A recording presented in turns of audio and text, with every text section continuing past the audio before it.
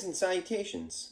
My name is Eric Moss. I'm a world record holder. I'm an author, a modern day performing strongman, a personal trainer, and a life coach.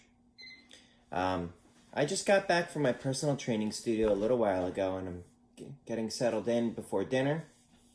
I found myself with a little bit of time because my wife and kids are down the shore until tomorrow. And I thought I'd take a moment to respond to some of the questions I've gotten on my YouTube channel. So, first question came about a week ago. And this is from Jackson.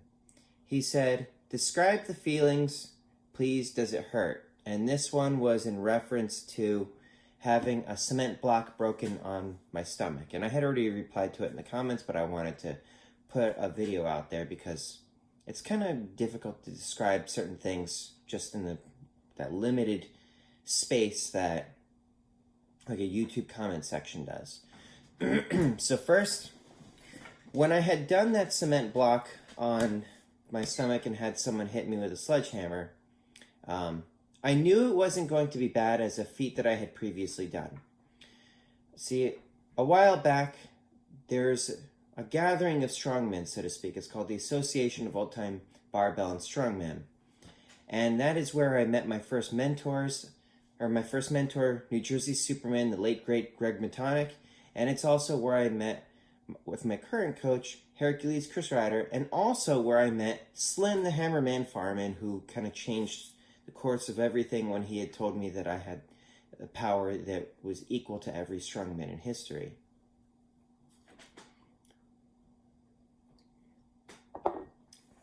So, with AOBS, basically like all of the strongmen kind of gathered there, and I kind of saved the special things for that when it was still gathering.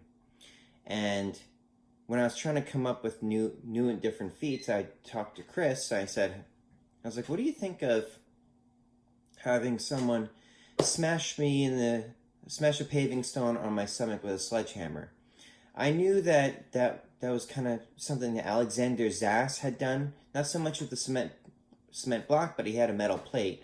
And if you look that up if you type in Alexander Zass on YouTube, you would find kind of like a montage, well, not really a montage, but one of his shows, and they show him doing that feat, and it was kind of a way of bringing it into the modern day.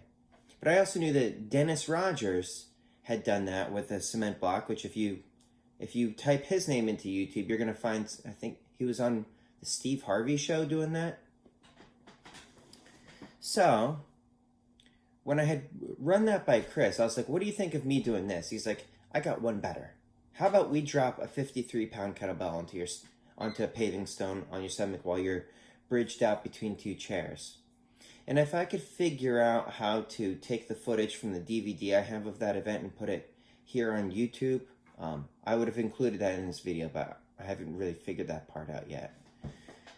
When it comes to tech, I'm not that great with that sort of thing. So what was going through my head that first time when I was doing the practice run with a previous personal training client of mine named Steven, who I knew would be up for crazy things like that because he just eats that sort of thing up. I'm not gonna lie, I was scared. I was pretty scared because I'm like, I knew that there's a bunch of things that could go wrong. He could drop it on my chest, which would have been catastrophic. He could have dropped it onto my groin, which at the time I only had one kid and I wanted to have another. So I was pretty scared about that sort of thing, or I was scared that might happen. So I was pretty apprehensive when I first started it, but you know, like when I ran it by Chris and he told me, I'm like, that's a terrible idea, let's do it. After that first time, I could feel that impact and me starting to cave in, but I kind of sprang back up and I was okay. It ripped my shirt, which was an Ozzy Osbourne shirt, which kind of sucked, but I was okay. And then when I did that AOBS gig, I had Dave Whitley climb to the top of the ladder, and I'm like, oh God, please don't miss. But I trust Dave. Dave knows what he's doing, and I know that Dave didn't want to hurt me, and he was going to, Dave is a consummate professional. He's going to do it the way I ask him, which is just drop it straight into the center of the block. So having Dave do that, I knew a bit of what to expect. I was still scared regardless, because it's always kind of scary when you're doing something like that. But Dave dropped it right where he was supposed to. It ripped my shirt, and I was supposed to put a towel, so I was scared of ripping my shirt again, which was the shirt that Greg gave me, which stunk that got ripped. But if it was going to get ripped, it was going to be doing something special, which was performing at AOBS. So, going into this live performance where I was going to have a sledgehammer smash me on the stomach with a sledgehammer with that paving stone in the middle, I knew it wasn't going to be that bad. I was still a bit scared because there's still that element of danger where it could hit me in the chest, it could hit me in the face, it could hit me in the groin. And I knew that the guy who was going to be hitting me with the sledgehammer really didn't want to hurt me, because he's also one of my regular personal training clients, and he's just a good guy. He doesn't want to hurt anybody. But anything could happen. There's like that unpredictable element of the live show where his hand could slip, he could miss, etc., etc. But I knew as long as he got the block, I would be okay, because it's not as heavy as that kettlebell. You know, like there's something inside of us where we're not going to hit as hard as we possibly can for fear of hurting the other guy. And I knew that would be at play with the sledgehammer, but that would not be at play with having that 53-pound kettlebell dropped from atop the ladder, because, to be frank, gravity does not care about my well-being, where my people do, you know? So I hope that answers that question. Now, the other comment, this comment comes from George Rubio or Jorge Rubio. I'm not really sure how that's pronounced. He says, I've been doing isometrics for some months, and I can't understand how you train your nose for that. Could you make a video explaining how you train sensible body parts like nose, neck, or even teeth, I guess? And I took a screenshot of that. Let me see if I can find the original comment, because it says read more, and I hadn't realized that when I took that screenshot. Bear with me a moment.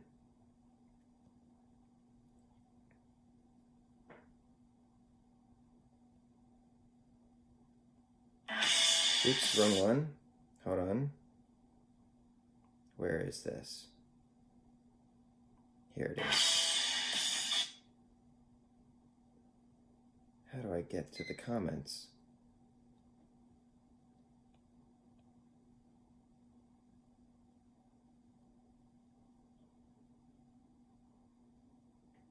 There, hold on.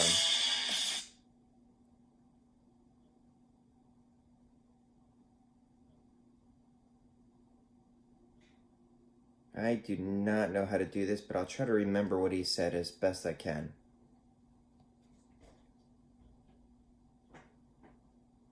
So, when it comes to doing the rebar on the bridge of my nose, I don't really train that feat. You know, like, I've only ever done it maybe twice when there wasn't a crowd to do it in front of. Quite frankly, bending rebar, reinforcing steel on the bridge of the nose, it just sucks, and I'm not going to do it if there's not anybody there to watch. I did a couple practice runs for the Noah's Army fundraiser that was going, and I did it once at the 5/8 bar leading up to AOBS, just because I hadn't done it before and I wanted to make sure that I could do it before bringing it onto the stage. I don't really train that feat. The only thing that I really do to train that feat is I'll grab the middle of my nose like this, and I'll push in, and I'll like kind of move it side to side. And it's not really moving anywhere because that's solid bone. And I don't really know if that does anything. It's just something I kind of do that postulated might work just because it kind of works that bone a little bit, so to hopefully coax that adaptation to get stronger.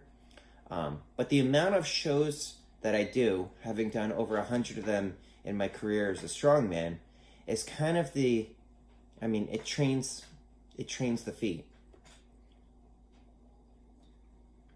And I've done enough of them to know that if I step onto the stage, I'm gonna get the bar, no matter what.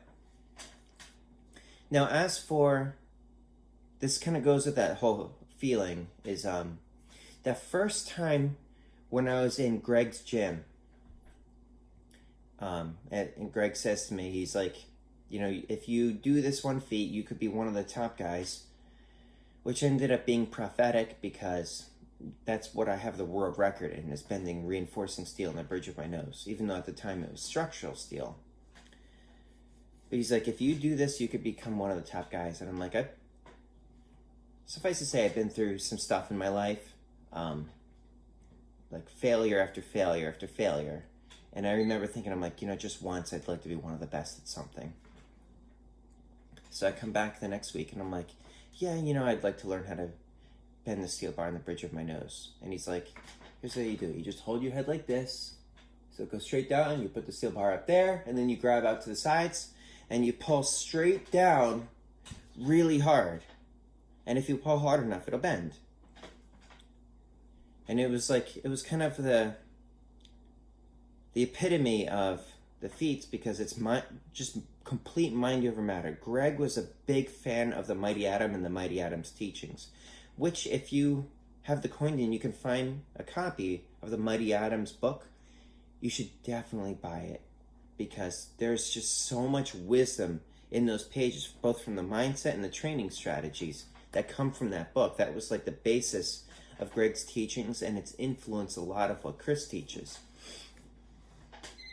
So I remember thinking to myself, I know that this is going to hurt like hell, but I'm going to give it everything I've got no matter what. I'm going to push through any kind of possible discomfort that I possibly can, no matter what. So I put that steel bar up on the bridge of my nose, and I pulled really as hard as I possibly could. But I say that with like a grain of salt, because I wasn't really pulling with everything I've got, because I could still feel that there was some part of me that was holding back, pulling through the pain.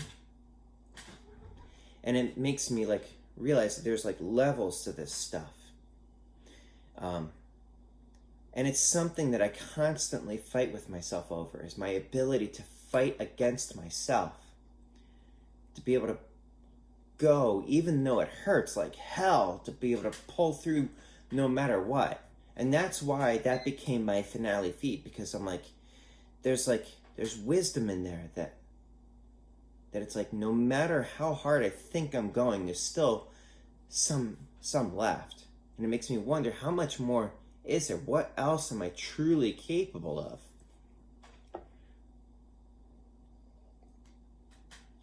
And I wrestle with that every single time that I step up on stage, with every single feat that I do, and especially with that feat.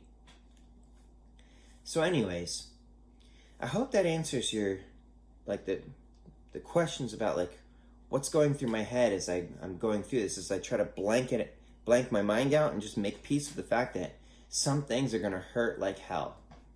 Anyways, if you like the content and you want to hear more of this, then subscribe to the channel. If you think that there's anybody that should hear this or see this, not that there's anything to see except for my pretty face here, please share it with them. If you like the content, hit that like button. If you want me to elaborate on certain things with a video, ask your questions in the comments below. But that's it for today. Please stay happy, stay healthy, stay strong, be safe, everyone. And also, we're going into the holiday season, and not everybody has families and friends to share it with. So please keep, and especially since a lot of us are isolated, this is going to be a very hard time for a lot of people coming up. So please consider that when you're talking to your friends, is they might not be that okay. So check in with people occasionally. But that's it for today. Please stay happy, stay healthy, stay strong, stay safe, everyone. Eric Moss, over and out.